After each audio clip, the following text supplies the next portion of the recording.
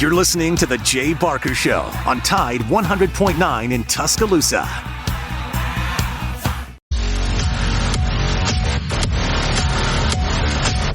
Welcome in to Big Noon Sports, the Monday edition. Hope everybody's week is off to a great start. What a week for Alabama sports fans.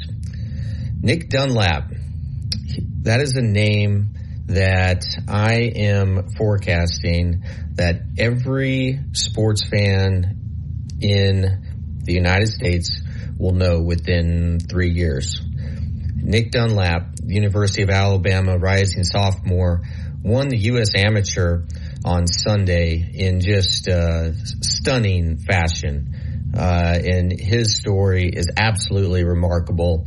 We're going to spend a lot of the show talking about his rise to become the top amateur in the United States and how he achieved a feat that no one in golf history has other than one Tiger Woods, which is mighty high company to be in.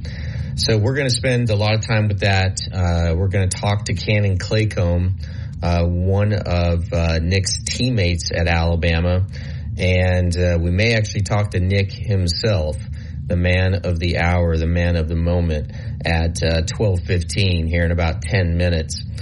And then at 1 o'clock, we're going to talk to Al Del Greco, a good friend of mine, longtime NFL kicker, an amazing golfer in his own right. He came really close to qualifying for the U.S. Open on several occasions.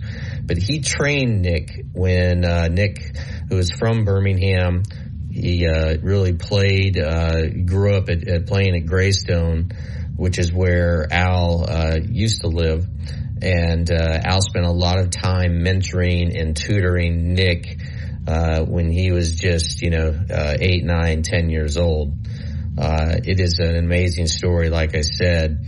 And soon, I think very soon, every golf fan in the world will know his name. But we're going to start with what I know our listeners want to hear, and that is, what is the intelligence that we have received from Alabama's second preseason scrimmage, the second and only, or second and final preseason scrimmage. We are now less than 2 weeks away from when Alabama tees it up for their season opener.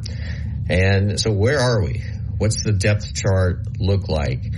For now, we're just kind of at the mercy of Nick Saban when it comes to releasing depth charts. And you know how much he loves depth charts, meaning not at all. And so what did we learn? Well, just from, various sources. Again, media was not allowed to view the scrimmage. And, but of course, there are observers inside the stadium, and there's basically a rule, I don't know if it's actually written or unwritten, that they're not supposed to reveal any information. But, of course, people do. And so I think there's a few things. One, as we all know, that the quarterback battle to be the starter has been story number 1, 2, and 3 during this Alabama camp. And it's not just a story that is big within the state. It's a story that people all around the nation are following, because there just hasn't been this much uncertainty at the quarterback position in quite a while. It certainly helps when your last 3 quarterbacks are all playing in the NFL, and you have Jalen Hurts, who is currently the highest paid player in the NFL. He'll soon be surpassed by Joe Burrow whenever Joe Burrow signs his new contract with the Bengals. But with Jalen Hurts and then Tua. And Tua's looked really sharp in the preseason, really sharp. And most important about Tua is you can tell that he's learning or has learned how to take hits better. how to avoid those sort of snapping your head back onto the turf kind of hits. Like he's really rolling as he's getting tackled, which isn't something easy to do, but you can tell that he's put in work in the off season because he's got to do everything he can to try to avoid another concussion, and another concussion could be pretty devastating to his playing career. And then of course Mac Jones, and Mac Jones I thought this weekend looked good. The Patriots they couldn't protect him. But Mac Jones was making throws with guys right in his face, standing strong in the pocket, keeping his eyes downfield as he was just getting brutalized by the defense. And so the Patriots, they got to figure something out with that offensive line because Mac Jones is not going to survive long this season and stay upright because they were pretty atrocious. Okay, but getting back to the scrimmage, I think at this point we can say that we still don't really know that much about the quarterback competition. I had long thought, and I still do, I think eventually it's going to be Ty Simpson that takes over. Now, does that mean that Ty Simpson is going to start the season as the starter? I don't think so. Because during the scrimmage, it was Jalen Milroe who continued to take the majority of the first team snaps, and he had a solid scrimmage by all accounts. And that when Ty Simpson got his chance to go against the first team defense, he was solid. And then I think one surprise was that Dylan Lonergan, the true freshman, he got some reps with the first team, and really it looks like he's got a lot of potential. And according to a person who I talked to, he threw a beautiful deep ball for a touchdown. The ball just sailing about 50 yards in the air. The kid has an amazing arm. He was a pitcher in high school, and I still think there's a chance. I think he's going to play baseball at Alabama. I'm not 100% sure if that's going to be come to fruition or not. But I don't think he is a threat to compete for the starting job, at least not early in the season. But you never know. Nick Saban clearly likes him a lot. And so I think he is showing a lot of promise. And Coach Saban even commented on Lonergan after the scrimmage, just saying that he's got great potential, great ability, but he just needs experience, that he's just very talented and just someone that he wants to continue to develop. And then there's Tyler Buchner, the transfer from Notre Dame, who, based on everything that I was hearing early in camp, that he'd kind of fallen into the third slot there, and really wasn't going to be a threat to get substantial playing time in game one or game two, more significantly game two against Texas when they come to Tuscaloosa to play in what I think is going to be the biggest non-conference, most anticipated non-conference home game in Bryant-Denny of the Nick Saban era. But Tyler Buchner, again, by all accounts, he played good. He led a long scoring drive that finished with a touchdown pass to Kobe Prentice. So there we are. That's the quarterback situation in a nutshell. We'll dig deeper into other position battles, what we learned later on in the show.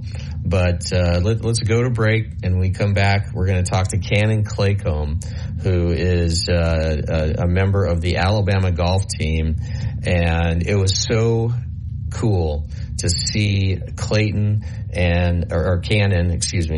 He's a student of mine. Got to get that out of the way there. And so he and a few of his teammates got up at the crack of dawn and flew out to Colorado to support their teammate, Nick Dunlap. And just what a scene when Nick Dunlap ended up winning it, and his teammates came on and were celebrating with him. Jay Sewell, the Alabama coach, was celebrating with him.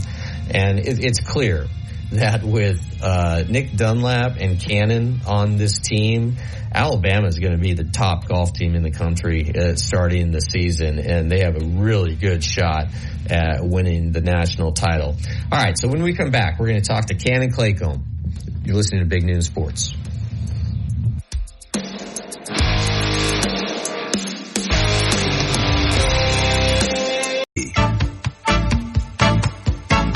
Securing the best mortgage possible requires a lender who has knowledge, is trustworthy, and treats customers like family. And no one is better at all of this than the mortgage miracle worker, Haley Sansing.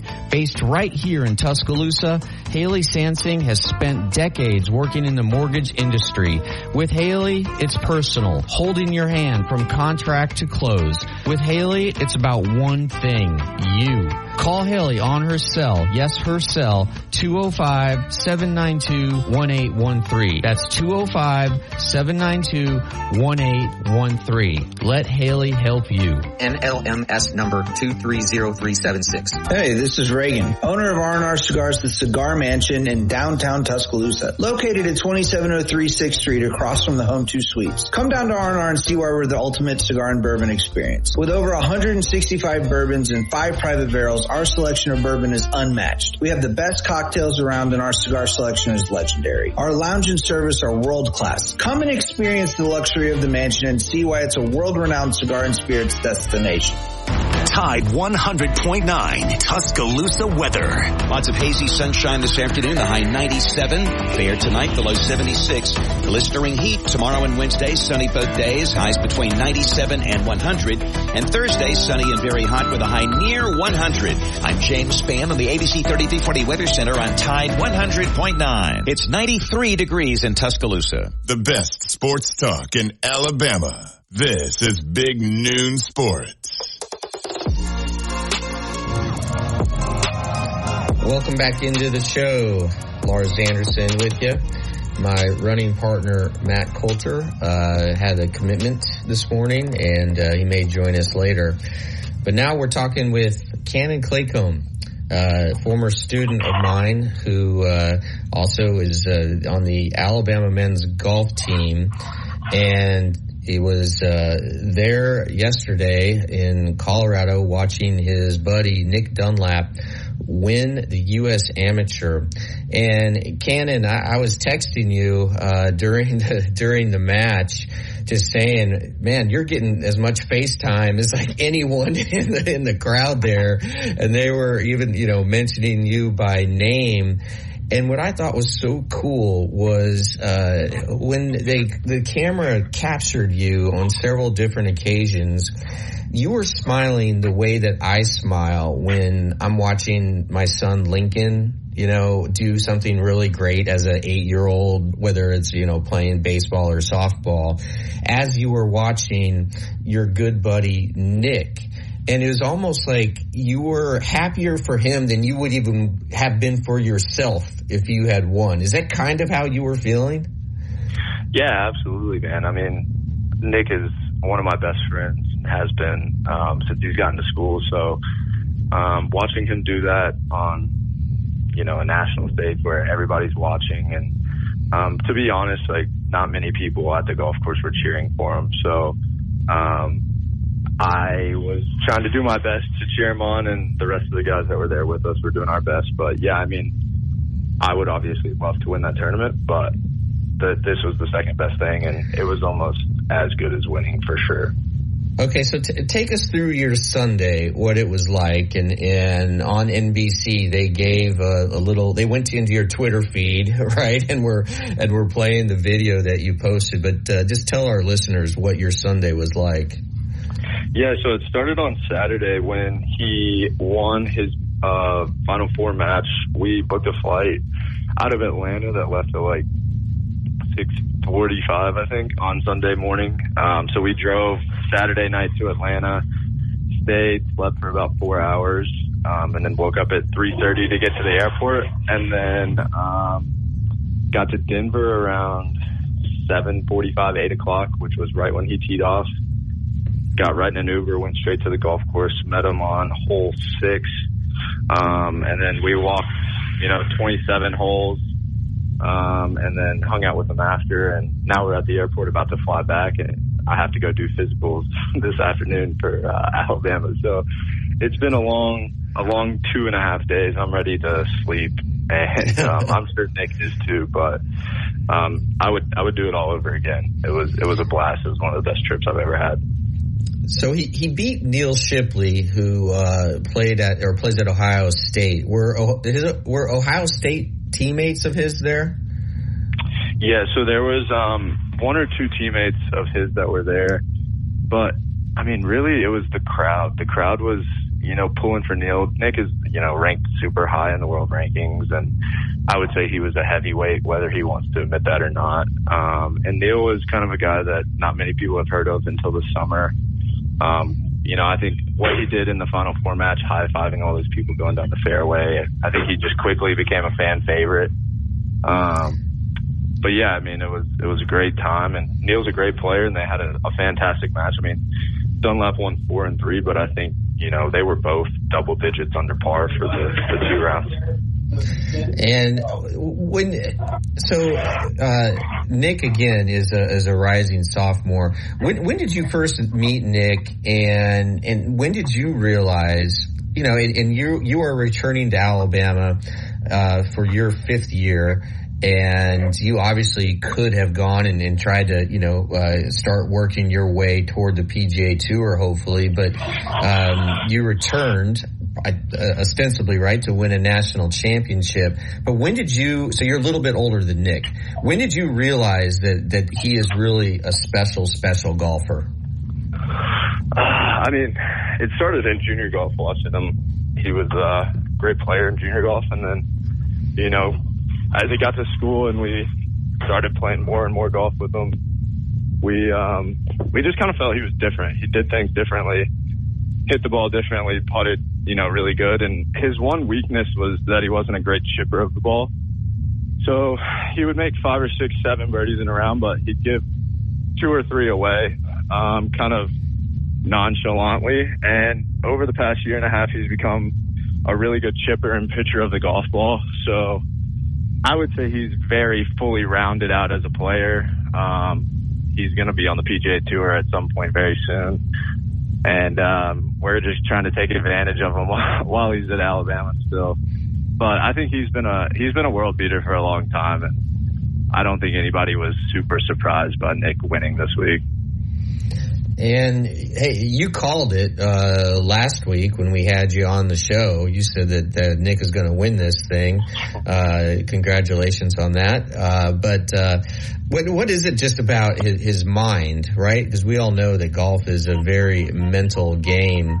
What is it about his mindset that allows him to, I don't know, just kind of like block everything out? Because as you know, the tournament, or the match play in the very first round couldn't have started much worse for him. And maybe you could just describe what that was like too, but and also just what makes him so mentally tough.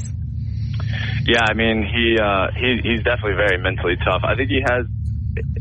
You see it a lot in like really, really good athletes, I think, and they play like they have a chip on their shoulder, whether they actually do or not. And Nick does a really good job of tricking himself into thinking that he's the underdog and that he's the villain and all these different things. And that's what makes him click, you know, it's what he does. And I don't know how he does it, but he does it, and he does a really good job of it. And, I think he always feels like he's playing from behind.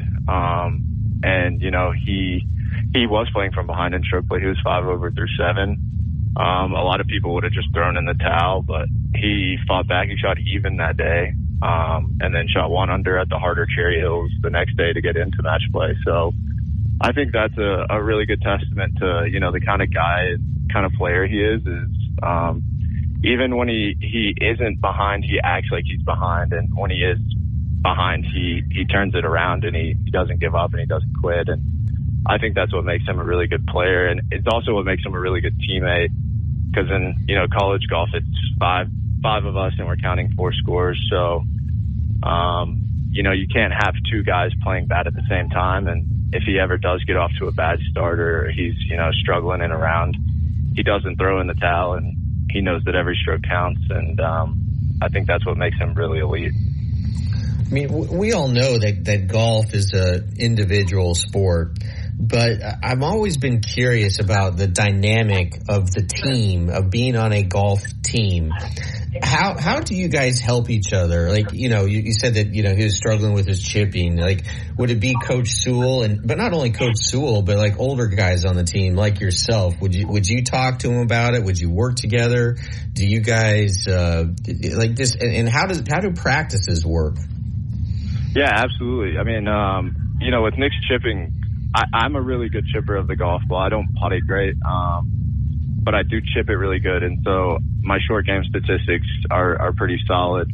And I learned how to chip from Coach Sewell. So I think Sewell and Nick really got into the dirt last season. And then, I saw some things as well with his chipping that we worked on. Because what he was doing was he was trying to do too much with his chip, and we just kind of simplified things. And Coach Sewell and Nick can probably speak to it a little better than I can, but we definitely focused in on chipping. And as far as practices go, we have scheduled practices 3 to 4 hours a day, 5 days a week. We'll play every once in a while, but we all are different individuals in the game, and we're all playing the same game. So I always try and look for guys on the team that do things that I don't do great and watch them and ask them questions. And, Nick as a freshman last year wasn't afraid to ask questions, and he wasn't afraid to, watch and practice and pick up little things that I think other freshmen probably wouldn't have taken the time to try and learn how to do, or try and do it on their own, which, isn't going to work if you don't know how to do it. So I think our team practices are a big part of that, because we're all there at the same time and we're all doing the same thing. And then as far as strengths and weaknesses go, I think we feed off of each other. And golf is one of those weird sports too, where it's super individualized. So like if Nick wins as an individual in a tournament and we don't win as a team, obviously it's a little upsetting as a team, but we are, always super proud of Nick or myself or Thomas Bonder. Like, it's a weird sport in that, you can lose but still win. And there's always positive, there's always negatives, but I think we've done a really good job of that the last 2 years. This is probably an ignorant question, but are any of the college tournaments match play, or do some of them feature match play, or is it just like you said, there's 5 players and you take the combined 4 best scores? Yeah. So we do play match play a couple of times in school. We have a fall event. It's actually in Birmingham. We host it. It's the SEC match play. So I think we play like 5 or 6 rounds of match play that week. And then the SEC tournament is stroke play for 3 days. And then the champion is crowned after it turns into match play. And same with the NCAA tournament. You have 3 rounds of stroke play or 4 rounds of stroke play. And then it cuts to 8 teams. And then the 8 teams play for match play for a national championship. So it's a little weird in the fact that we don't play that much match play. And the 2 tournaments that kind of matter the most are match play. So I think we've kind of tried to play a little more match play in the past couple of seasons. Like this SEC match play tournament that we're playing is kind of new. It used to be a stroke play event. We turned it into a fall match play event just to get some experience. But at home too, we'll do a lot of match play stuff leading into SECs, leading into NCAAs, and it's a completely different game because I can make it 25 on hole 1 and I'm only 1 down instead of being 14 over par through 1. So it's a different beast, but I think a lot of us prefer match play, and it's more fun to play, and we're starting to see more of it every year. How do you prepare for match play? Again, because it is rather rare. Yeah, absolutely. I think, we just kind of play a lot of it leading into the postseason because we know we're going to see it. So I think the biggest thing in match play is, you're playing the guy right in front of you instead of playing the course, which is just completely opposite to stroke play. So I think a lot of the time it matters, who has the tee, who has the advantage in the fairway, and you're basing your shot decision off of kind of what that other guy has done. At least in my opinion, some guys might play it differently, but like yesterday, Nick was 2 up through 21, and he hit a shot into the fairway, hit one onto the green. Shipley hits one into the bunker, hits it over the green, and now Nick is from 20 feet not trying to make it. He's just trying to 2-putt it to win the hole. And it doesn't really matter what you shoot. It just matters if you beat the guy in front of you. And I think that's why a lot of us like match plays, because we don't usually have to shoot 65 to win a match. We just have to, beat the guy in front of us. So I have a question for you, Cannon. This is Justin behind the glass here. Thanks so much for your time today. But we heard Nick in the post-round interview, talk about he was going to go with his boys, go with the team, and go celebrate. And you don't have to give a clear answer on this, but the Havemeyer Trophy, can it or can it not hold a beverage in the top of it? Yeah, I mean, the top is, you can take the top off, so it can 100% hold the beverage. And I will probably leave it at that. Well, hey, you are of legal age, so but what was the celebration like? Again, I was texting you relatively late, and you said you guys were having dinner, and it must have been just a magical night.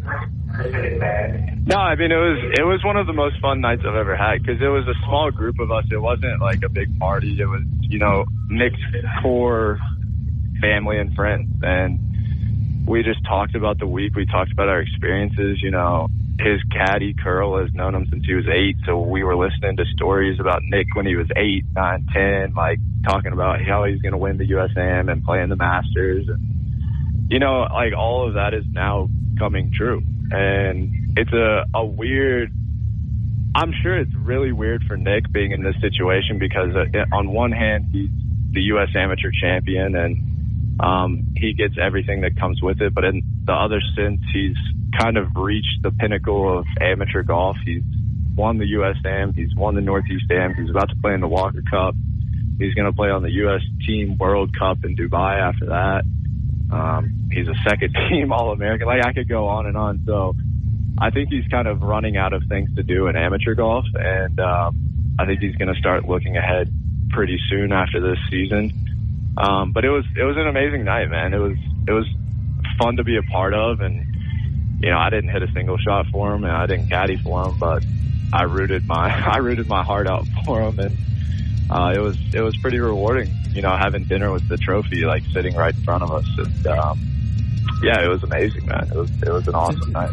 This also is probably a ridiculous question, but does he have the potential to be the top player in the world? Yeah, I think so, for sure. I mean, he came into this week ranked 9th, in the world amateur rankings. I think he's going to move up to 3 or 4 after this, and then he's going to get more points for playing the Walker Cup and more points for playing the World Amateur Cup. So I think he'll, be at number 1 in the world pretty soon, if he keeps playing the way he is right now. And then I don't see a reason why he couldn't be number 1 in the world on, the big tour here in a couple of years. I mean, he has that mentality of a champion. He's built really well. He does everything really good. He goes about his job, which is golf, in a very professional manner. And I don't see any reason why he couldn't be number 1 in the world in a couple of years, for sure. And finally, what does this mean for you guys this upcoming season at Alabama with yourself and Nick and your teammates? I mean, I would assume that you guys would be the team to beat for the national title. Yeah, I mean, I think we're definitely in that conversation now. I think, the biggest thing is I'm sitting in the airport right now, and I'm feeling confident, and I haven't touched a club in 4 days. So I think, watching Nick do that, and the guys that didn't come out, that were at home, got to watch it on TV, and they see what winning looks like. And I think that's a big part of it, is believing that you can win. And I think we all know that Nick is, in my opinion, the best player in amateur golf. So if he's on our team, I don't see why we can't win. But yeah, I mean, we're super excited for the next year. We start here in 3 weeks, I think, is our first event. Nick's not going to be slowing down anytime soon. And, the rest of us guys are going to be, getting really ready to try and keep up with Nick and compete with Nick, because we love him, but we still want to beat the brakes off him every time we see it off. So, well, it's great. Cannon, thanks so much for your time, and please tell Nick congratulations. Look forward to seeing you around Reese Pfeiffer this semester when you're not on the course, and have a safe trip, get some sleep, and we'll talk again soon. Yeah, absolutely. Thank you guys. Roll Tide. All right, Cannon Claycomb, what a great story this is. I'm telling you, wish I was covering golf right now and could write the story of Nick Dunlap, because it would be a great long form piece.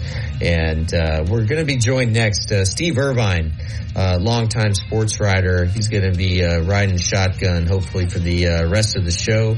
And then at the top of the hour, we're going to talk to Al Del Greco, who mentored a young Nick Dunlap. All right, you're listening to Big Noon Sports. We'll be right back. T-Town to the Plains. This is Alabama's most in-depth analysis on the SEC. This is Big Noon Sports.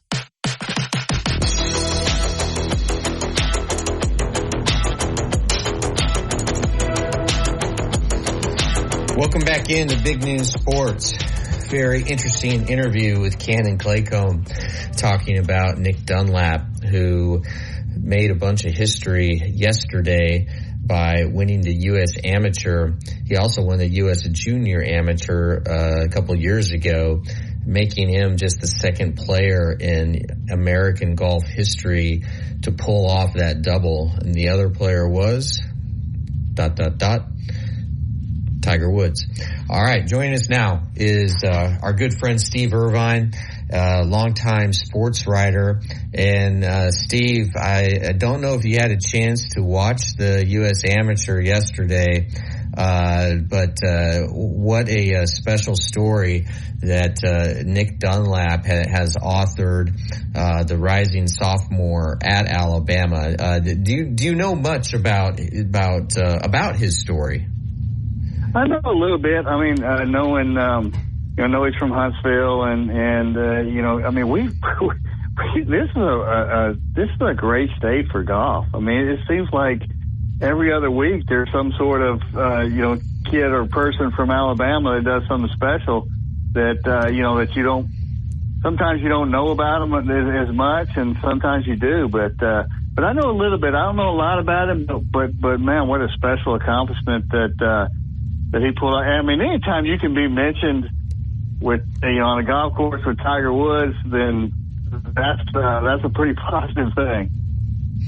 Yeah, it's pretty amazing. Like he got in his first match, I think he was playing the top ranked player in the U.S. Amateur, and who also is from Alabama. And okay, so you're right. Alabama produces really good golfers, especially recently. Yeah. And what's the reason for that? I mean, it can't just be the weather and the Robert Trent Jones Trail, right? And the fact that people do come to Alabama from all around the world to play golf, and because I've seen it with my own eyes. I've played with them on different courses, especially on the RTJ Trail. But why is it you think that this state produces such high quality golfers?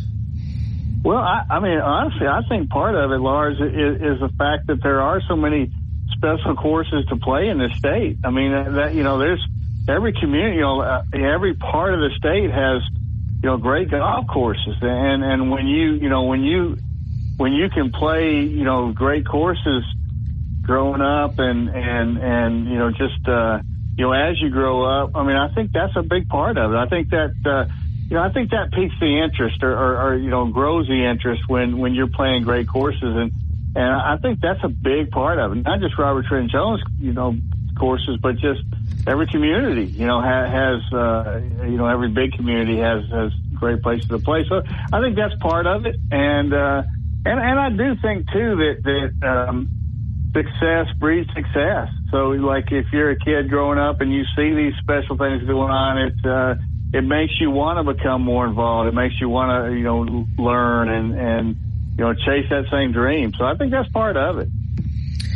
Yeah, I agree. I mean, my son, Lincoln, is just obsessed with golf, and he tells me every single day he wants to play golf. He wants to play golf. He wants to play golf. And he's got a beautiful little swing. And we watched the U.S. Amateur together, and I was telling him that our previous guest, Cannon, who they kept the camera kept going to him, that he's been in my classes, and now Lincoln just wants to play a round of golf with Cannon, and so that's pretty cool. But how was your weekend, Steve? What's going on in your life? And have you gotten to the point yet where you can make a formal announcement on what your next endeavor is?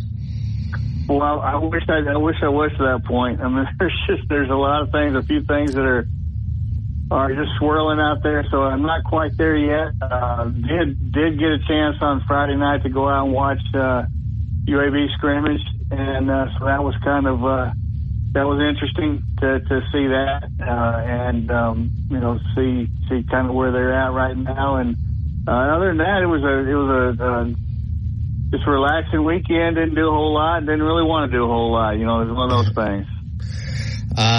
I did see, got a text from our buddy Jay Barker this weekend, and he sent me the information that Harrison, his son, who is a walk-on quarterback at UAB, was awarded a scholarship. And I think, did you take the video? I think you did. I think you shot the video that Jay I don't know if Jay reached out to you, but I believe you shot the video. I could be wrong on that. It was Ted Feely at the Sports Information at UAB. I was there for it, but yeah, he shot, Ted and his people shot that video. What was the scene like? Oh, it was tremendous. It was one of those things that,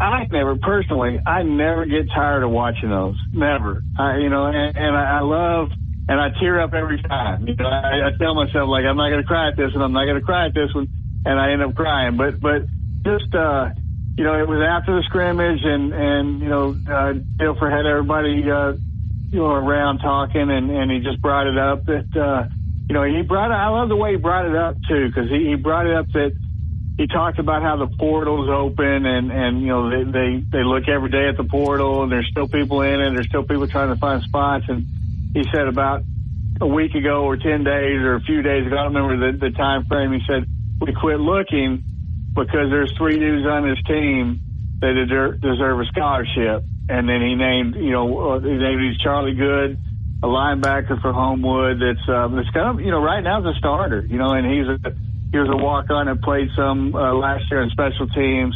And then Adam Lepowski, who's a backup center from Hoover High School, that's really has come on and really has helped them get to the number of guys they need to be ready to play at offensive line, because he's able to play the backup center, which is such a key spot. And then Harrison Barker, and he just kind of had a little spiel on each one of why he was choosing those guys, and it was just really neat, and it's really cool to see. And we've all seen it, a bunch of times, but it's really cool to see how genuinely happy their teammates are for them. It's not fake, there's no like, okay, I need to cheer, I'm going to clap, I'm going to do a golf clap, and but it's genuine just joy, And so it was really a cool scene. And like I say, I never get tired of it. And fortunately, we see it a lot. And so it was just a neat moment. And what have you seen from Harrison Barker, Jay's son? Obviously, I did a radio show with Jay for about 5 years, and Harrison would come around, and he's such a low key, soft spoken, and it's a great young man. But on the field, what have you seen from him? It's funny is I thought, I remember watching in high school at Spain Park and thinking like, this kid can play at college. This kid's a good football player. And unfortunately in this world of, you've got to fit into, a certain height, certain weight, certain speed, whatever it may be, he was just too small to play, according to scouts. But he's a good football player, and I think that's one thing that really jumped out to Trent Dilfer right away. Because Trent Dilfer obviously knows quarterback play. He knows Jay Barker. But he talked about Harrison quickly about, hey, this kid is better than Petey is. So I'm not surprised that that this has come about. And the other thing that I think that Harrison Barker brings this quarterback room and this team is, he's going to be the guy that's doing the signaling. He signals in the plays, but he signals it. He's not just sometimes guys are signaling and just kind of know the signals, and they know what to call and make that call. He's a guy that can see things develop, and while he's signaling it in, he's not just a guy who's there to give signs. His knowledge of the game and his knowledge of his offense is huge. So I think it's kind of they have another set of eyes there too. And then if he needs to play, I think he can play. He's shown that. He made like 2 throws the other night where you see the throw, you kind of don't really notice who's playing quarterback, and you immediately look to see who made that throw. And both times, or a couple of times I did that, it was Harrison Barker, and making good arm strength. I don't remember what the routes were right now, but I just remember thinking like, man, who threw that? Thinking it was going to be either Zeno or their backup Liddy, and it was Harrison Barker. So he's a guy that if they need to play him, they're not going to be afraid to play him for sure. Steve, can you hang out for the rest of the show? I know that's a big ask. Oh man, absolutely. I'm hanging out. All right. That's terrific. Okay, you're listening to Big Noon Sports. Lars Anderson and Steve Irvine. Top of the hour, we're going to be talking to Mr. Al Del Greco. We'll be right back.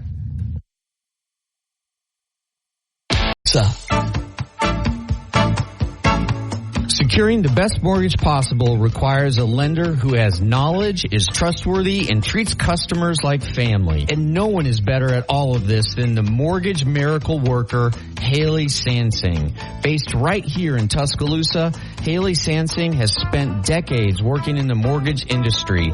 With Haley, it's personal, holding your hand from contract to close. With Haley, it's about one thing, you. Call Haley on her cell, yes, her cell, 205-792-1813. That's 205-792-1813. Let Haley help you. NLMS number 230376. Hey, this is Reagan, owner of R&R Cigars, the Cigar Mansion in downtown Tuscaloosa, located at 2703 6th Street across from the Home 2 Suites. Come down to R&R and see why we're the ultimate cigar and bourbon experience. With over 165 bourbons and 5 private barrels, our selection of bourbon is unmatched. We have the best cocktails around and our cigar selection is legendary. Our lounge and service are world class. Come and experience the luxury of the mansion and see why it's a world-renowned cigar and spirits destination.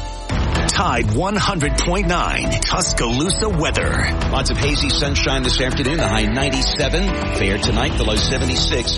Blistering heat tomorrow and Wednesday, sunny both days, highs between 97 and 100. And Thursday, sunny and very hot with a high near 100. I'm James Spann on the ABC 3340 Weather Center on Tide 100.9. It's 97 degrees in Tuscaloosa. From T-Town to the Plains, This is Alabama's most in-depth analysis on the SEC.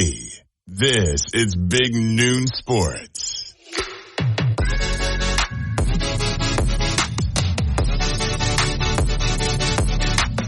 Welcome back in to Big Noon Sports. Hope everyone is having a good Monday. This time next week, we're going to be talking about actual college football games this weekend. Steve, what do you think about it being called Week 0? I find that so strange and counterintuitive.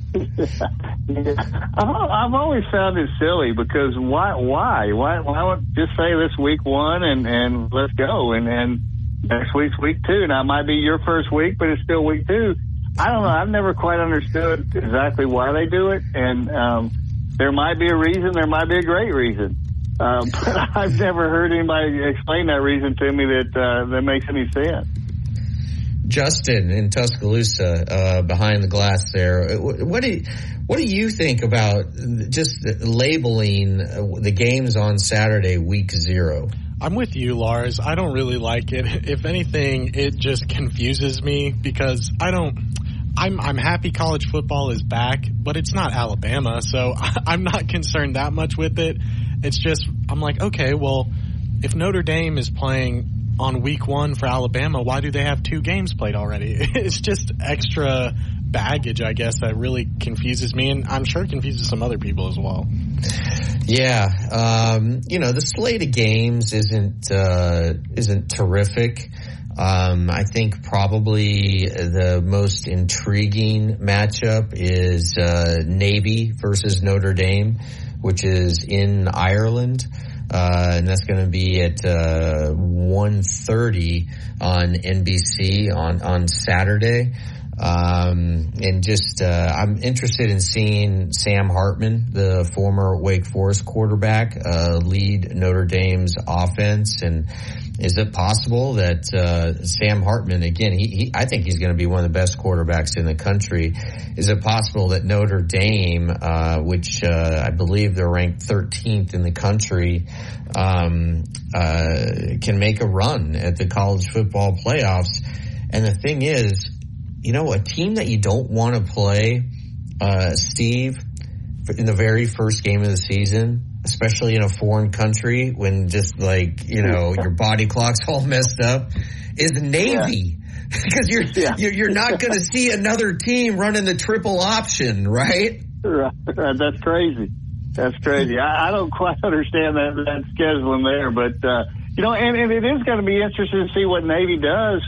How if they are a little bit different, with their coaching change. I know that they're running the same stuff they say, but how much different are they? And so not only do you have to worry about the triple option, but you also have to worry about, well, they got to do something different because it's a different, not staff because they kept the defensive coordinator, but still, you don't know. And there's a lot of unknowns there that are scary to me. And it's always, you're right, it's always scary to play that triple option when you only play it once a year. And you're correct. I forgot about that, that their coach was fired.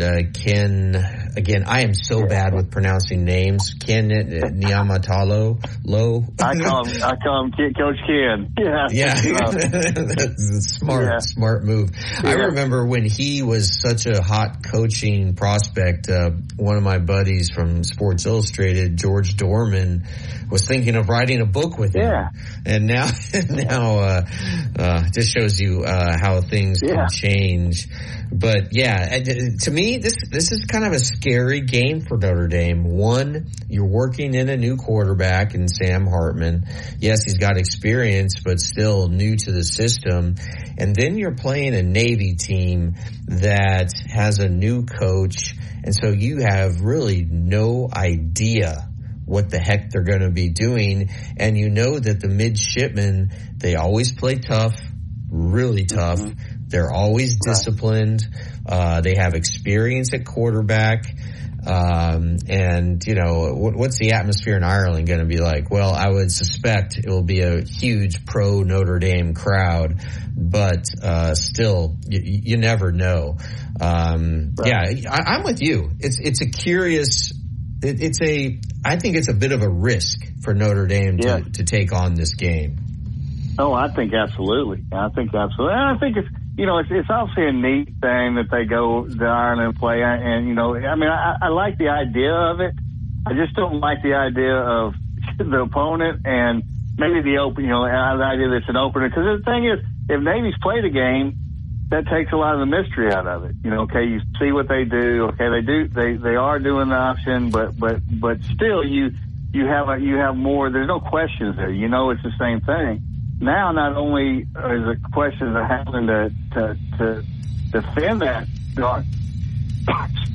darn thing, but also, you know, you just don't know how much different it's going to be. What different things are they putting into it? So it's a big gamble. I am really looking forward to see Sam Hartman, how he plays, because I thought he was so good at Wake Forest. And you know, I remember seeing him on that QB1 show, you know, back in high school, and so it's kind of followed him since then. So it is going to be kind of neat to see to see how he's doing, how he does at Notre Dame.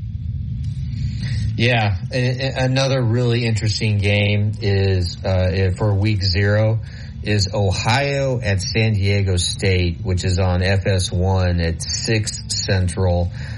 Because Ohio, mark my words, Ohio is the one team from Group of 5 that could sneak into the college football playoffs. They have that much talent, and the schedule sets up well for them. And so we'll be able to get our first peek at a team that could crash the party of the college football playoff in the last year of 4 teams. All right, that does it for the first hour of Big Noon Sports. We will be back in just a few minutes with Al Del Greco.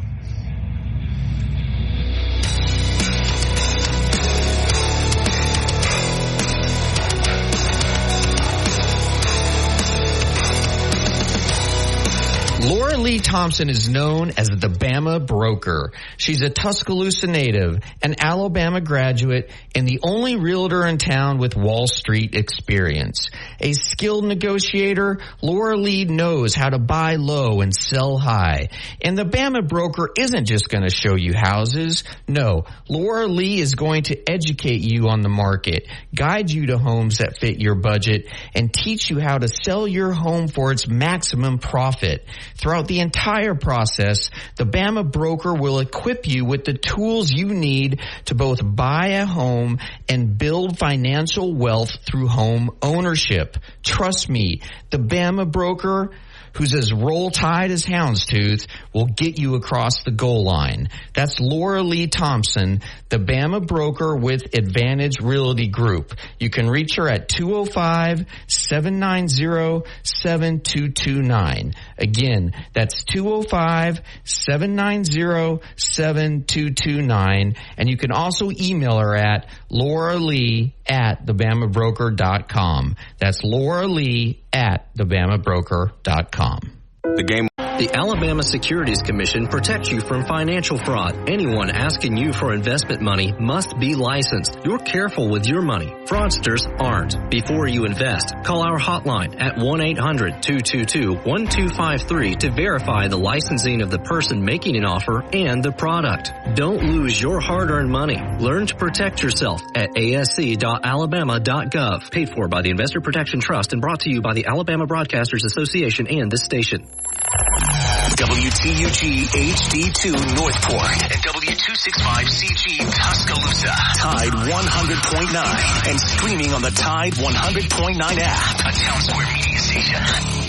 More Big Noon Sports coming up.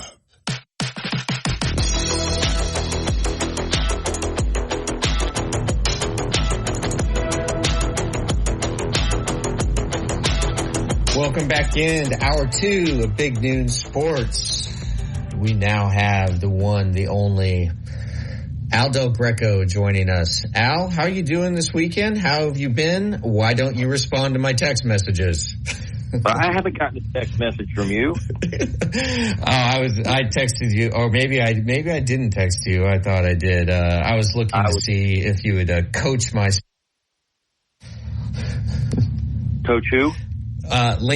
Little Lincoln, who's become obsessed with golf. But no, I'm just joking around with you. But so Nick Dunlap wins the U.S. Amateur. They mention your name on air during the final round as having tutored and coached Nick when he was younger. Can you just tell us about what that experience was like? Yeah, I actually, when he was in the third grade, I actually helped him with the punt, pass, and kick competition. I did the kicking and punting with him and stuff. I've known him, obviously forever. Really kind of saw what kind of a player he was going to be as far as a golfer when he was about 12 or 13. He was playing the blue tees at Greystone, back then, shooting 72 and 72 to 75. And everybody just kept talking about this kid. And obviously followed him. He started at Spain Park, and then moved. I think they moved to South Carolina for a little while, and then they moved back to Athens, Alabama. So kind of lost track of him a little bit at the later part of high school. But, what he's done in the last kind of, I guess, year and a half is absolutely incredible. I know Jay Sewell at Alabama, got him to commit very early, was a great pickup for him. And then you figure, winning the Northeast Amateur, which is a prestigious amateur event, the North-South Amateur this summer, and now winning the U.S. Amateur on top of winning the U.S. Junior 2 years ago. You talked about a guy that just has had an incredible summer and is kind of blossoming into the player that we all kind of knew he might be. But, I think they said it best on the telecast, guys, if you were listening to some of the stories they were talking about. Jeff Curl, his caddy, who's also a member at Greystone, just the work ethic Nick has and the dedication to doing what he has to do in order to be the best. And you don't see that in a lot of people. Obviously, there's a lot of people that have a lot of great talent, but they want to do this, that, and everything else on top of it. Literally, this kid puts everything aside and gets everything he needs, whether it's working out, mental focus, whatever it is, practice on the course. He takes care of that first. And I think that's something that has to be admired about the kid, and that's why he's playing as good as he is. And Al, when you are okay, well, let's go back to the punt, pass, and kick thing, right? Like he made it all the way to the national finals, correct? And was it his parents that approached you to help him? Yeah, I mean, he was a member at Greystone. I'm a member at Greystone, so obviously, they knew who I was and all that. Said, hey, he made it through the regionals. He's going to the finals. Can you help him out? And I don't remember actually how he actually finished at the finals, but that kind of tells you what kind of an athlete he is all the way back to a young age. You knew he had something. And again, I'll go back to some of the things that Jeff Curl, his caddy, has told me is, you guys have heard me and Jay and other people talk about it from time to time, and maybe yourselves too. You see these kids or this person that has, they call it the it factor. It's undescribable, but it just means they have what it takes in order to be extremely good and great at a particular sport or, whatever you want to call it. And it was recognized very early. And like I said, you put that it factor and that talent with the work ethic, you've got, kind of the trifecta there.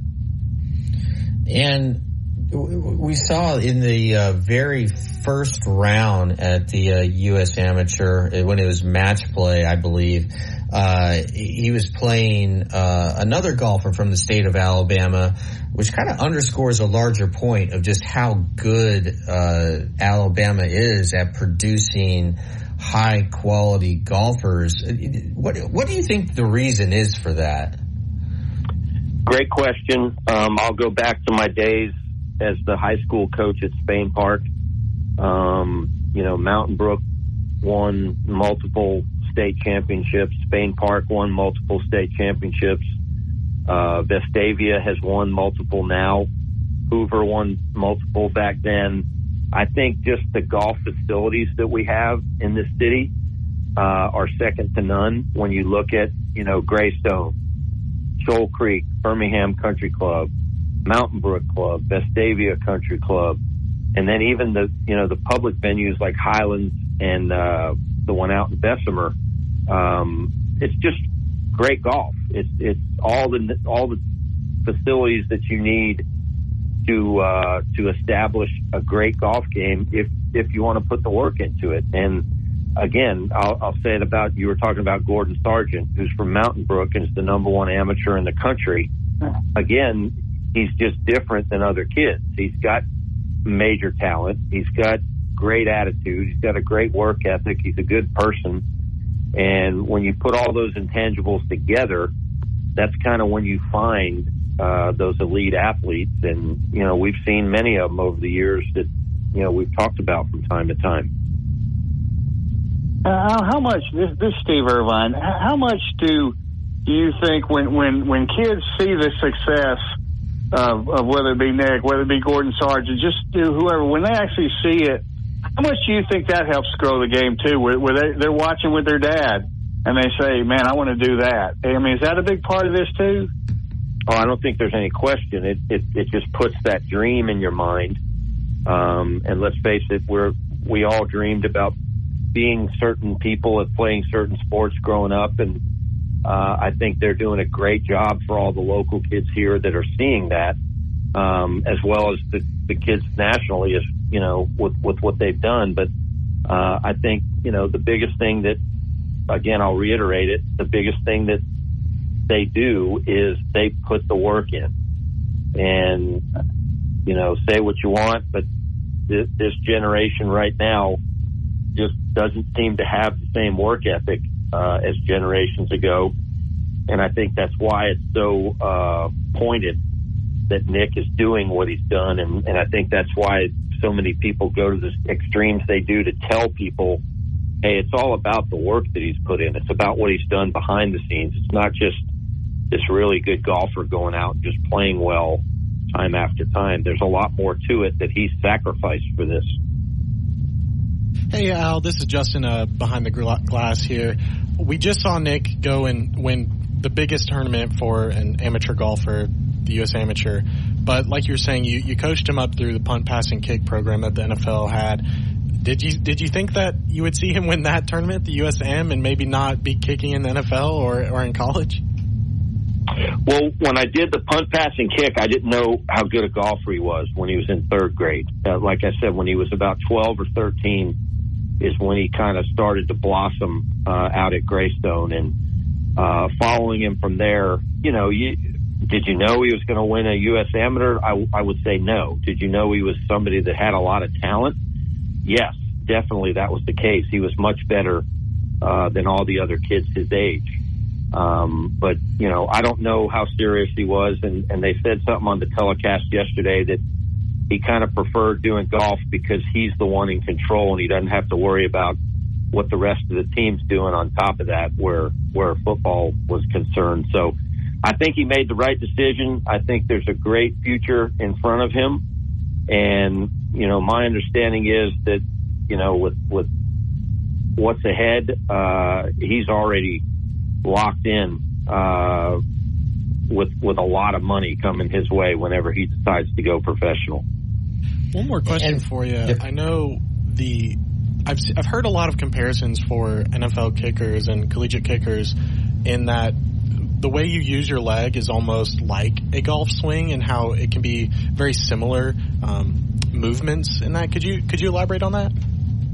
Yeah, anybody that, when you break down a golf swing, one of the key contributors to that is the plane of the golf swing. And that's kind of just the rotation that the club goes back in the back swing and then forward in the forward swing. very similar to what you do kicking soccer style with a football. Punting a football is a little more straight line than soccer style kicking. But yeah, there are a lot of similarities in that, you're aiming at something, you're wanting it to go straight. If not, with a golf club, maybe move it a little right to left or left to right, depending on what your favorite shot shape is. But I think that, and then just the similarities of having to execute a single rep of whether it be a kick or a punt or a golf shot, tee shot, an iron shot, a pitch shot, a putt, you have to kind of have that ability to just focus for that little minute bit of time and execute the way that you've practiced and not let the pressure and the situation get to your physical and your mental being so that you can execute the way you can. We just had Biscuit Bruce call in here to the station. He had a question. He wanted to know how your golf team over at Samford's doing. Doing good. We get everybody back from last year that we counted on in the 5-man rotation, so that's a good thing. Added a freshman from North Carolina that actually won the Carolinas Junior Amateur this summer. He was top 6 in the Bubba Conley over in Memphis, which is a big junior tournament. So hoping that he provides another punch for us. We play in a really good conference, the Southern Conference. We had 4 teams go to regionals last year, and it's going to be tough, but we're getting better. I like what we're doing, and I think we're going to have a good year this year. Al, can you stick around with Steve just for one more segment to talk a little Auburn football? You bet. Awesome. All right, great. All right, listening to Big Noon Sports. We'll be right back with Al Del Greco.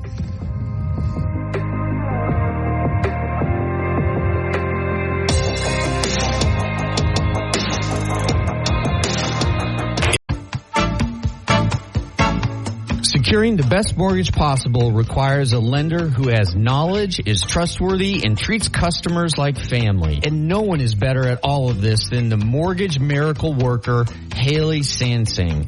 Based right here in Tuscaloosa, Haley Sansing has spent decades working in the mortgage industry.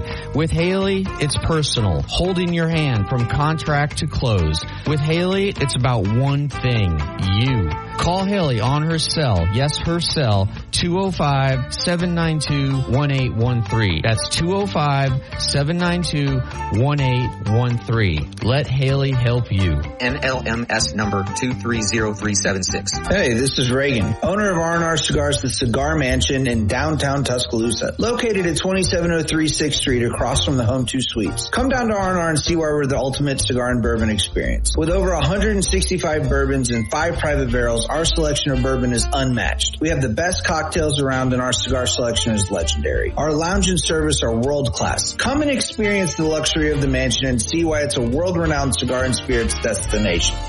Tide 100.9 Tuscaloosa weather. Lots of hazy sunshine this afternoon, the high 97. Fair tonight, the low 76. Blistering heat tomorrow and Wednesday, sunny both days, highs between 97 and 100. And Thursday, sunny and very hot with a high near 100. I'm James Spann on the ABC 3340 Weather Center on Tide 100.9. It's 96 degrees in Tuscaloosa. From T-Town to the Plains, this is Alabama's most in-depth analysis on the SEC. This is Big Noon Sports. Welcome back into the show. This is Lars Anderson. We got Steve Irvine sitting in for Matt Coulter and Justin behind the glass, talking to Al Del Greco. Al, let's switch topics here to Auburn football. Any surprise from you that Peyton Thorne was named the starting quarterback by Hugh Freeze?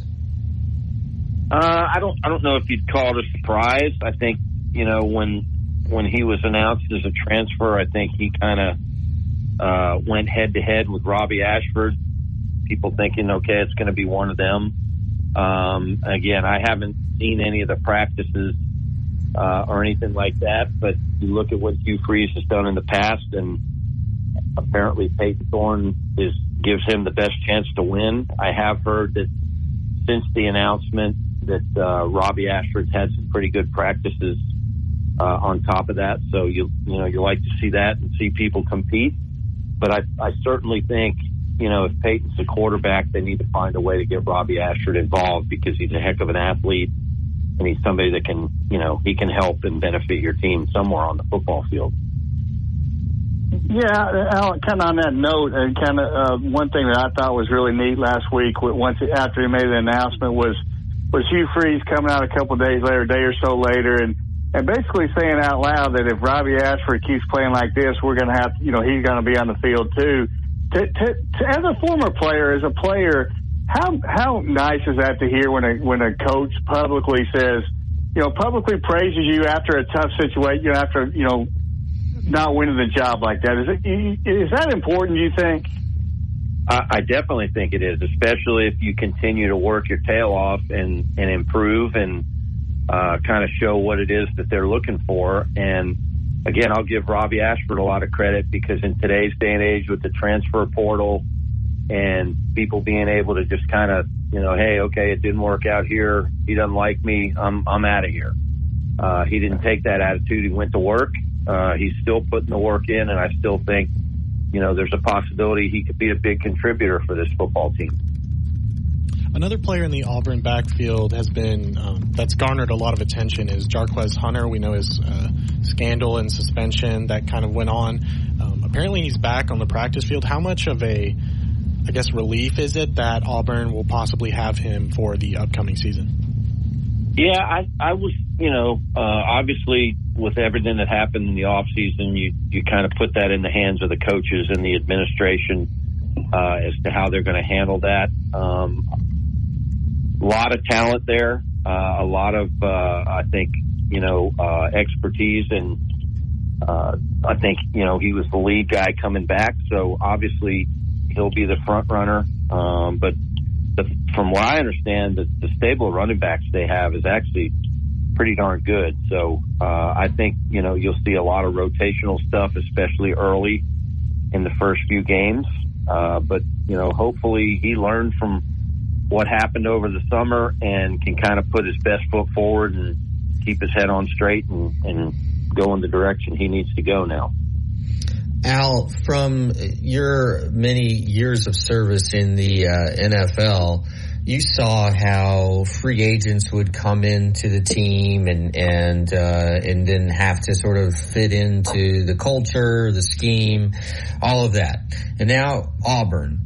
Hugh Freeze obviously went aggressively into the transfer portal, reshaped the offensive line, tight end position, the wide receiver position, quarterback.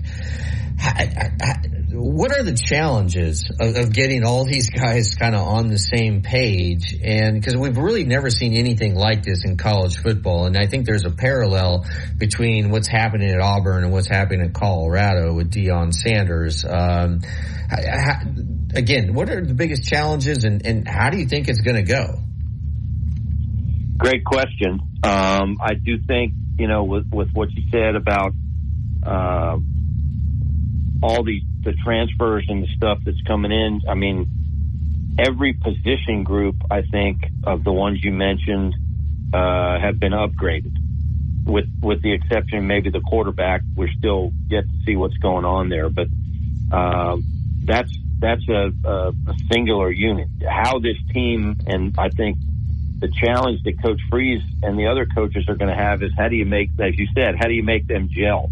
How do you make them become comfortable with one another as quickly as possible so that you get that flow in the offense, you get that timing down, and everything that goes along with those variables of being a great offensive football team.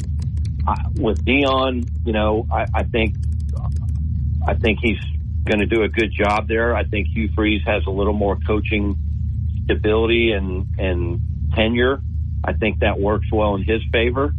And I don't know, what the talent upgrade at Colorado is like, but we certainly, and you mentioned it, the offensive line, I think, was the number one place. And if they can give, whether it's Robbie Ashford or Peyton Thorne, time to throw more so than they have the past couple years, and then you add the running game and you add some of the new receivers that can hopefully do a better job running routes and getting open, I think there's a chance, they could be pretty good, but there's also a chance that it doesn't click right away. And I think that's the biggest question mark that everybody has with this team right now.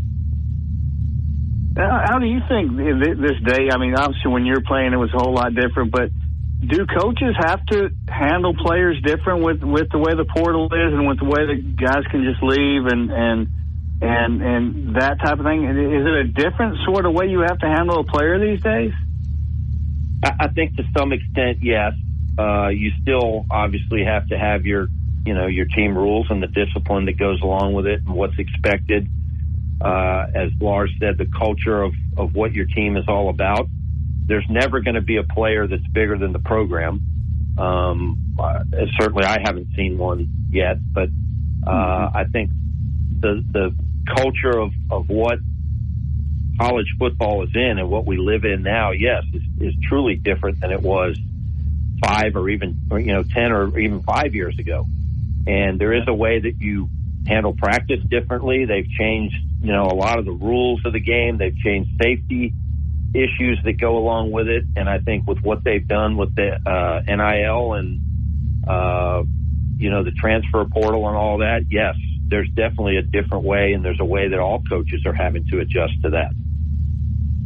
Now, we saw Auburn flip and gain several big-time recruits, one being stolen away from Alabama. And do you think Hugh Freeze is kind of changing the culture down there and looking for a big, flip in powers in Alabama football as we're seeing more and more recruits? And we know he's a great recruiter to begin with. Yeah, well, obviously that was one of the big factors when they were, looking to hire a new coach. They knew Coach Harsin, didn't really do a good job of recruiting. They knew we were lacking in talent, and they knew they needed to find somebody that had some clout, that when he went out there and he went in the living room and talked to the mom and the dad, that, they could look at him and say, okay, I like this man. I like what he's done in the past, and I like what he represents. And I think Coach Freeze, stepped into that role in a good situation. And like you said, the way recruiting goes nowadays, you got the kids recruiting other kids once they commit. I don't know how much that played into any of the commitments or the flips that we had, but it certainly doesn't hurt.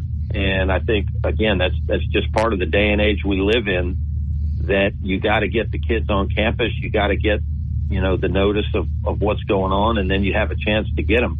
I don't remember the particular name of one young man, but he was an Auburn fan. I think he was a 4-star, was an Auburn fan, and we hadn't even talked to him until Coach Freeze got here. And he ended up, committing or flipping from somewhere. And to me, that's just unexcusable that you have somebody that's a fan, wants to come play there as a 4 or 5-star recruit, and you're not recruiting him. There's something wrong with that picture. And I think Coach Freeze is rectifying that. Al, I wanted to jump to the NFL, and I was thinking of you when I was watching Cleveland against Philadelphia. And Cleveland's kicker is Cade York, who arguably is the greatest kicker in LSU history. He was a 4th-round pick last year, and he's really been struggling. He missed from 47 during a game-winning try, or for a game-winning try on Thursday. There was a penalty, though, so he got another chance, and then he missed a 41-yarder wide left. And this comes after last year when he was just 24 of 32 in field goal attempts, which 75%, and that was one of the worst conversion rates of any starter in the league. And he missed 2 extra points. So, one, did you ever go through a struggle like that as a kicker? I doubt you did. But 2, what would you tell him? Like, how do you get out of a funk as a kicker when clearly he has all the physical talent in the world? Yeah, you look back to his career at LSU, and I mean, phenomenal, big time draft pick. Has done pretty good so far in his NFL career, but I think, Lars, quite honestly, and when you started this question, I had a big smile on my face because I knew where you were going. Everybody goes through it to some extent or another. Luckily for him right now, it's in preseason. It's not costing them any games. You can work your way out of it. You just got to go back like anything else and just go by feel, almost that, okay, what was the feeling that I used to have when I was kicking the ball really well? Go back and look at film. Look at the way the ball's being held. Maybe he has a different holder this year. I don't know. Just little things like that what is different from when I was doing as well as I knew I could and showed my ability. And little by little, you find little pieces and you just keep going back and you just keep banging footballs at practice. And the more that go through, the more confidence comes back. And once you get a couple that go down in the game, everything's fine again. But like I said, everybody's gone through some extent of it. You know, you can go back to Adam Vinatieri when he was with the Colts, maybe 2 years before he retired. They were wondering where they were going to change kickers in the middle of the year. And you're talking about a guy that's probably a first ballot Hall of Famer, and he even went through it. So I'm not really too worried for Cade. I think he's going to do a good job, and, you know, the mentality part's there. You just got to get back to what feels right and get some confidence going yourself. And Al, final question. Tomorrow is a really big day for my uncle, Ken Anderson, who you connected me with on air. Yeah. The seniors committee is voting the final three to get into the Hall of Fame. And by precedent, basically all three that they vote, they've narrowed it down to 12, and they're going to vote to get down to 3, and precedent suggests that all 3 will get in. Do you think Ken Anderson finally gets into the Hall of Fame? I think with his career, Lars, what he did at Cincinnati and then all the years coaching, I know you're supposed to go in as a player, but I do think that the coaching and what you've added to the game itself should be kind of an extraneous factor there. I think from a Legends committee, I think, yes, I would love to see him in there, because not only was he a great quarterback and a great coach, but he was somebody that every year we went and played the Bengals would always come up to me during warm-ups and, you know, kind of talk about golf and talk about kicking and all this other stuff. Just a really, really nice man that was genuine in everything that he did. And you love to see great things happen to good people. Al, thanks so much for your friendship and for spending a half hour with us today. Really appreciate it. Have a wonderful afternoon. All right, guys. Thank you. That's Al Del Greco, longtime NFL kicker and all-around good guy. All right, you're listening to Big Noon Sports. We'll be right back.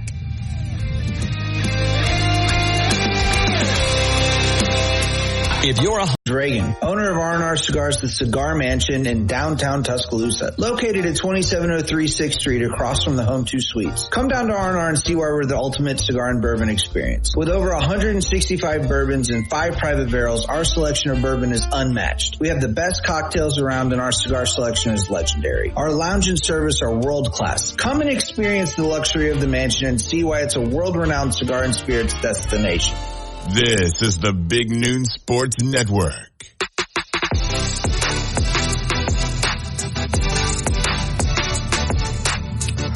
Welcome back into the show. I'm Lars Anderson, joined with Steve Irvine today, who's filling in for Matt Coulter.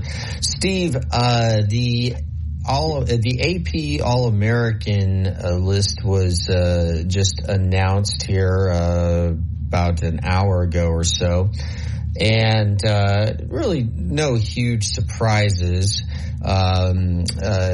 Georgia, the 2-time defending national champions, has the most player on first team with 4.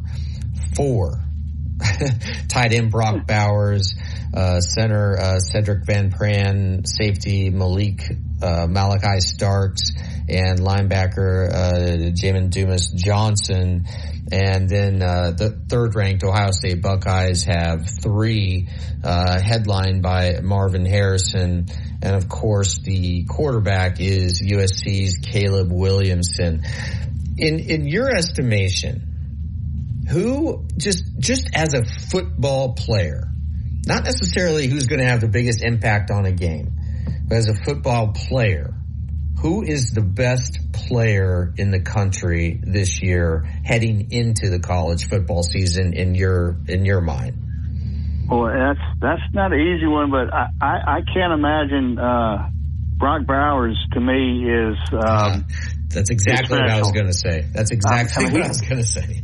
He's so special. You know, when he was a freshman, I think he was a freshman when UAB went and played there in a couple of years ago. When I think he was a freshman, and you know, you knew he was good coming in, but he caught a little pass in the flat, and he turned up, and he flat outran really almost the entire UAB secondary. Now Starling Thomas, who's a 4.25 guy, had got caught on the opposite side of the field, so he wasn't racing him, but he was racing everybody else in the secondary.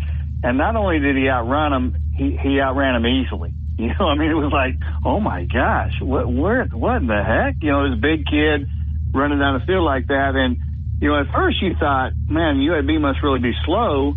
And then you start watching them do that to other secondaries, and you're like, okay, well, it's not that they're slow, it's just that he's a special guy. You know, and the play he made against, you know, on the sideline to get that first down, you know, last year in the playoff. I mean, I just think he's the best pure football player going into this season, at least that I've seen in college football, you know, currently in college football. I mean, he's special now. He is. I don't think I've ever seen a tight end dominate the way that he has. And if I have a top 3 pick in the NFL draft next year, you know, you don't know if it'd be tough to take a tight end number 1 overall, but he's just such a game changer and such a special player. You got to consider taking him really high. I also think Marvin Harrison Jr., the receiver from Ohio State, is just so smooth. Have you had a chance to see Marvin Harrison play? At least, like, I've never seen him in person, but just on television and tape. Yeah, I mean, I've seen him several times on television. Remember in the Rose Bowl a couple years ago, you know, yeah, he's something. I mean, he's just one of those, just guys that seems to do it kind of effortlessly, you know, just seems like he just always makes the plays. And so, yeah, I've seen him a few times, unfortunately never in person, but I would like to see him in person, you know, at some point. And what are your thoughts on Caleb Williams at USC? I was at my son Lincoln's flag football practice on Friday afternoon, and one of the other dads went to school at Oklahoma, and I tell you, he is just so mad at Lincoln Riley for not just leaving for USC and you know, taking the money, but the fact that he took so many players with him, including Caleb Williams. It almost seems like it wasn't fair, and it really set Oklahoma back a long ways. But just your thoughts on Caleb Williams, and would you consider him?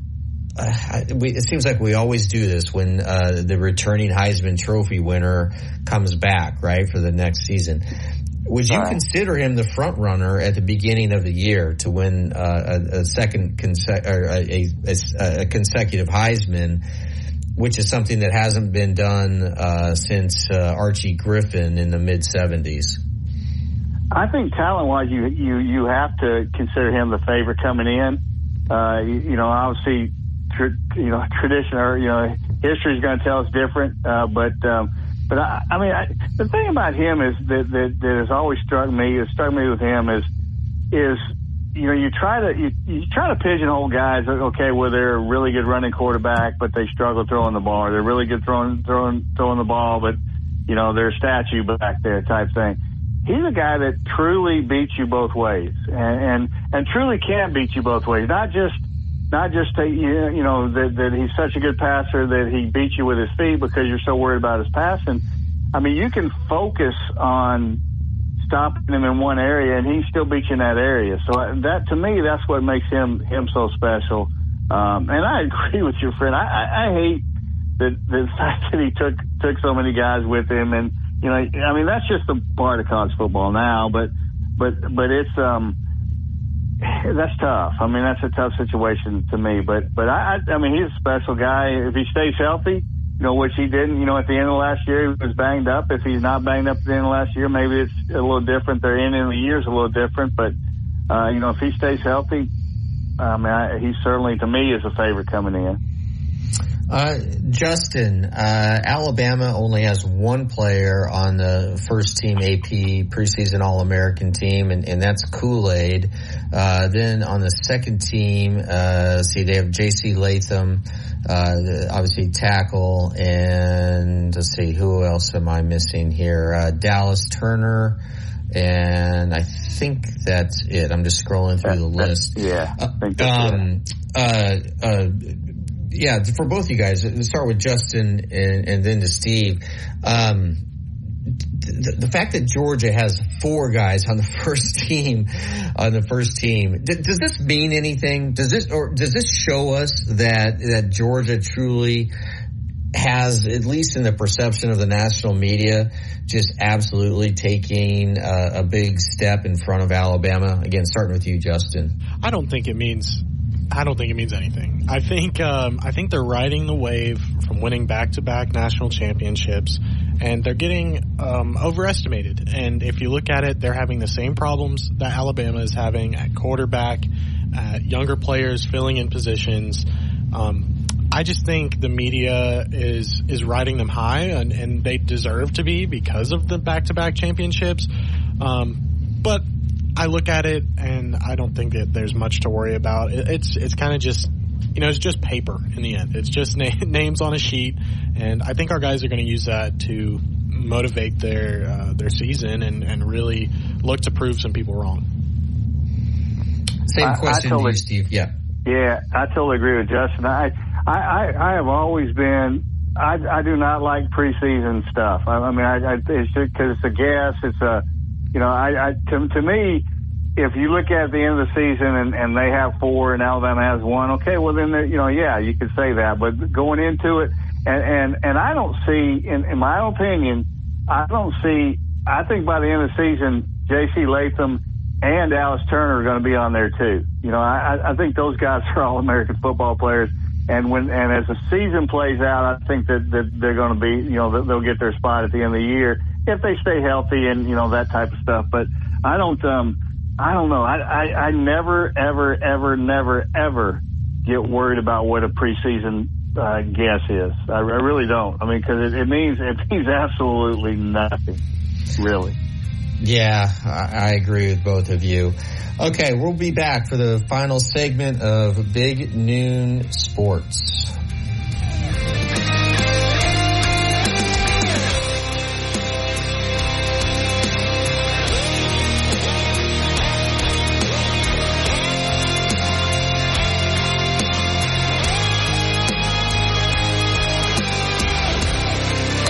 Laura Lee Thompson is known as the Bama Broker. She's a Tuscaloosa native, an Alabama graduate, and the only realtor in town with Wall Street experience. A skilled negotiator, Laura Lee knows how to buy low and sell high. And the Bama Broker isn't just going to show you houses. No, Laura Lee is going to educate you on the market, guide you to homes that fit your budget, and teach you how to sell your home for its maximum profit. Throughout the entire process, the Bama Broker will equip you with the tools you need to both buy a home and build financial wealth through home ownership. Trust me, the Bama Broker who's as Roll Tide as houndstooth, will get you across the goal line. That's Laura Lee Thompson, the Bama broker with Advantage Realty Group. You can reach her at 205-790-7229. Again, that's 205-790-7229. And you can also email her at lauralee@thebamabroker.com. That's Laura Lee @thebamabroker.com. Calling all 89 Tuscaloosa weather. Lots of hazy sunshine this afternoon, the high 97. Fair tonight, the low 76. Blistering heat tomorrow and Wednesday, sunny both days, highs between 97 and 100. And Thursday, sunny and very hot with a high near 100. I'm James Spann on the ABC 3340 Weather Center on Tide 100.9. It's 99 degrees in Tuscaloosa. Covering SEC sports like kudzu on the roadside. This is Big Noon Sports.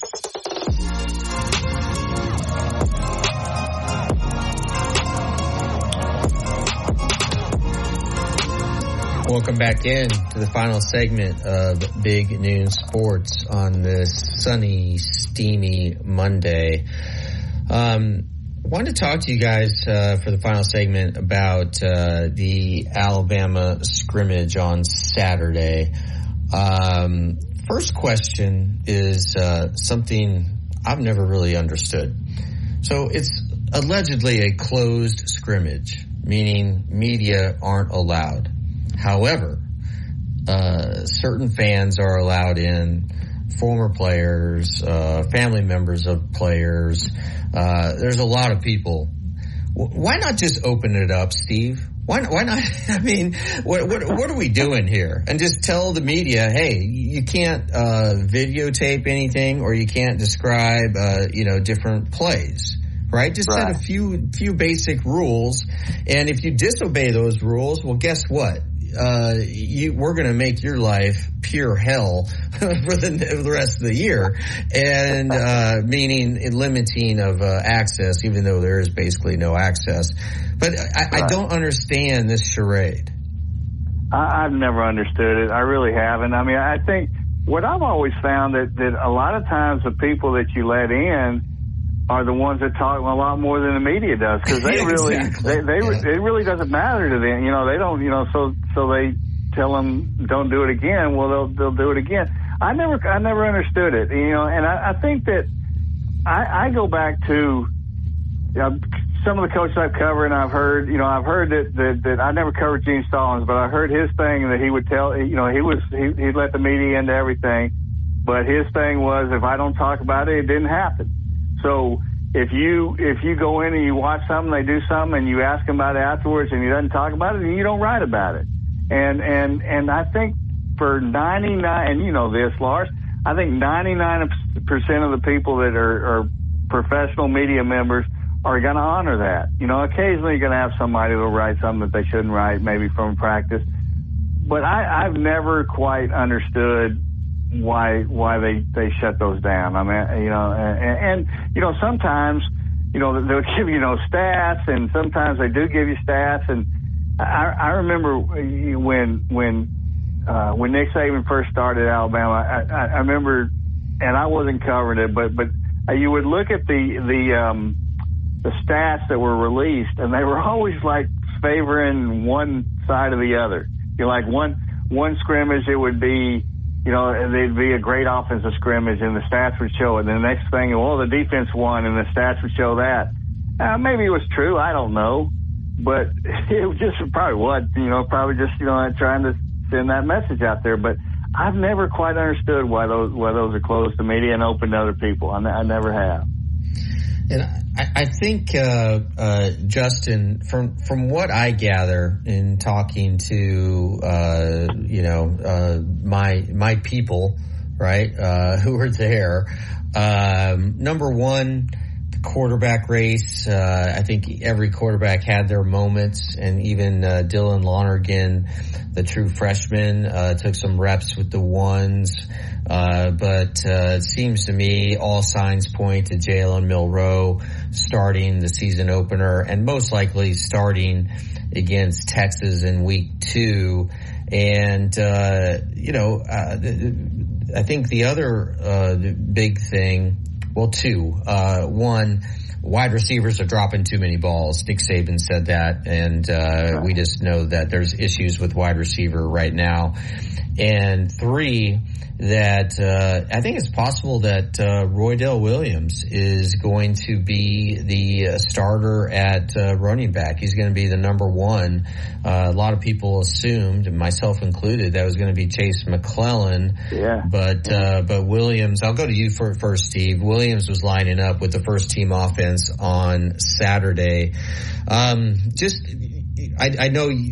Like me, you're not covering Alabama day in and day out, Steve, but are you hearing anything? Do you agree that most likely Jalen Milroe, I'm not saying he's won the job for the entire year, but I think he's going to get the first crack at it. Yeah, and I totally agree. I mean, some I've talked to a few people that have seen stuff and know stuff around there, and they have said that they think he's going to be, the guy to start the season. And I like that, because I think that, I think he can, he there's different ways he can beat you. He can beat you. I mean, obviously he's dynamic, with the football in his hands. So I think just sort of ease into this thing, and I do think the running game is going to be a huge part of what they do. Maybe even, more than it has been the past couple of years, I think, certainly. And so I think he's the guy to start, and, we'll go from there. I tell you, the Dylan Longren talk really intrigues me, and not that I think he's going to be a guy this year, but, there's a lot of talk, buzz about him, and that to me, that's very exciting. And, Justin, just what are you hearing? I know that you have a lot of sources yourself. Just your big picture thoughts of Alabama coming out of the second scrimmage. Yeah, I think I feel more comfortable from what Christian Miller said the other day, which was, of course, Nick Saban is going to be one of the most critical of his own team. So I think we're looking into it a lot, but it's also a good thing that we're seeing Coach be, coaching. We're seeing him criticize his players, let him know how it's going to get better. And if they're going to have problems, I'd prefer them to have them now than in week 2 against Texas, because we know how tough of a game that's going to be. On the running backs, though, as well, I think a lot of fans got caught up in the thought of all of the younger guys and all of the hype that we've heard around them, where I think we kind of just brushed off Roydell and Chase McClellan. So it was interesting to hear that Roydell is possibly, or is going to be, possibly is going to be the starting running back for the Crimson Tide. But the drops concern me, especially when there are questions at quarterback. The drops were a problem last year, and we had the best quarterback that Nick Saban's probably ever had in his time at Alabama. So I'm worried, but I'm ready to just watch it on the field, watch it live, actually get into some games where we can do our own analyzing instead of, having to go through 3 different chains of sources to get our information from the scrimmage. And Justin, back to you on the wide receiver front. The first team wide receivers on Saturday were Jermaine Burton, Malik Benson, Isaiah Bond. Is there one of those 3 that sticks out to you as the guy who's going to be the number 1 wide receiver, or considered to be the number 1? Malik Benson, I know, has had a lot of hype around him this offseason. I think he's going to have a learning curve. I don't think he's going to start off from the get-go very consistent, but I think he's going to have his plays. Jermaine Burton, I didn't like what I saw last year from him very much. I think he's got the ability to step up and be a number 1 receiver. It's just going to take a lot to see from him.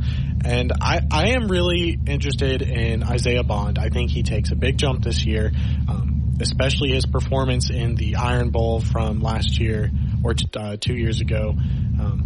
I'm expecting Isaiah Bond, but I think Malik Benson is going to be right there as well. It's just going to be a matter of how quickly he can hit his groove and get settled in the offense. And Steve, I know there's a lot of like, just because reporters, we don't have as much access as we used to, right? And so it's almost like you have to read Nick Saban's body language to figure out if he likes this team or not. But my sense is that he does. He likes everything about it. And I know he can, of course he's going to be critical because it's preseason or preseason camp and you have things to improve upon. But my general takeaway from the times that Coach Saban has been in front of the cameras, he likes where the team is. He likes how they are, kind of an underdog. Not kind of, they are, to Georgia. And I think he prefers this as opposed to, everyone telling, of course, like he prefers this to the perpetual rat poison being fed to his players of how great they are. Yeah. It's funny you say that about the sense he get about that, because I get the exact same sense that he really likes the attitude of this team and where this team is right now as a team. And so I the way that they likes it, and I think obviously there's a lot of question marks and there's a lot of questions to be answered, but I really think this has a potential to be a really special team. Justin, your thoughts on that topic? I'm right there with Steve. I think this team has the ability to be incredibly special. It's just getting there. I'm tired of discussing like who's the starting quarterback, who's this, all of these guesses. I'm just ready for some football to be on and live in actual games, so we can get this thing rolling, because it's either going to happen or it's not. So I'm ready to get started. Well, the beautiful thing, guys, is that every weekend from now until about the middle of February, we're going to have football. All right, great show. Steve Irvine, thank you so much for sitting in for Matt Coulter today. Justin, another awesome job behind the glass. We will talk to you in 22 hours. Everybody be safe.